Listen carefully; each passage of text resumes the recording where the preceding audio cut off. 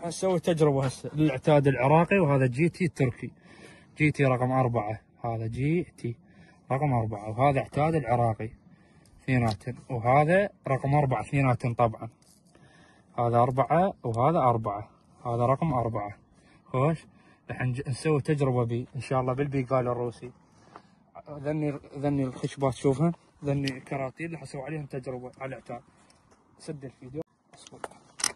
هذا العتاد العراقي، هذا هسه شوكلة العتاد العراقي، وهذا الثاني الروسي الجي تي التركي. خوش خلي هسه هاي هنا أنا. اكو احد ورايا؟ لا شوية بعده. وين نخلي؟ واللي حضره باول رمية بالعتاد العراقي، لها حسبت 40 متر تقريبا من يوم. 40 متر راح نجرب اول طلقة بالعتاد العراقي. بسم الله.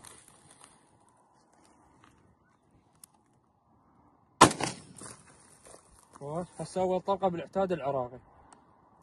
وقف تصويره خلي يروح. ايه تعال ما قصدك. سوي التصوير مبينه. هاي وحده، هاي شوف هذا النشر مالته 40 متر. هذا النشر مالته. قرب على التصوير شوي علوي. قرب هسه شوف 40 متر. هاي الصكم مالته شوفه جوا صور لي هذا. هذا النشر مالته، هذا شوفه، هذا النثر مالته دائري، يعني ما شاء الله حيل مرتب.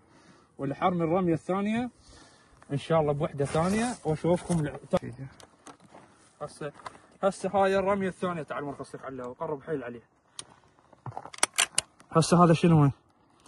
هسه هذا العتاد الجي تي التركي رقم 4، وذاك هم رقم 4 عراقي. راح اشوفكم هسه الرمية هاي. هسه 40 متر تقريبا الى 35 متر، انا حسبت انها 40 متر. ذيك الكرتونه اصورها شوي قرب عليها علاوي. هسه هاي الرمية شفتها؟ صور عليها هسه هاي الرمية الثانية بالجي تي التركي. تجربة وتحياتي لاخواني الصيادة جميعا، وخص منهم اياد اللهيبي وذيب البراري ابو الصوف وعلاوي وجميع الصيادة. صورني علاوي.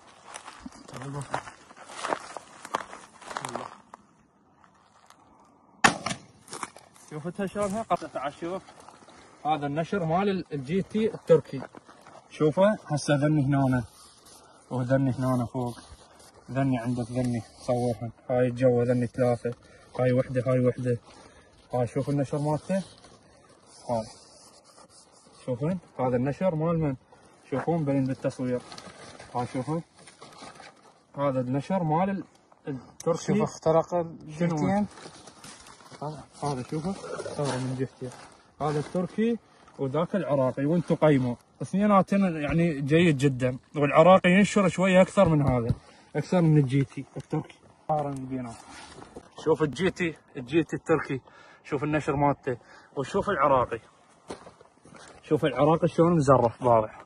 هاي كلها مزرفه. انعم العراقي، بس العراقي شويه انعم. الرقم 4 لازم مثلا رقم 5 تصيد بيه. شوف شلونه اثنيناتهم راقيات. وتحياتي لجميع الصياده.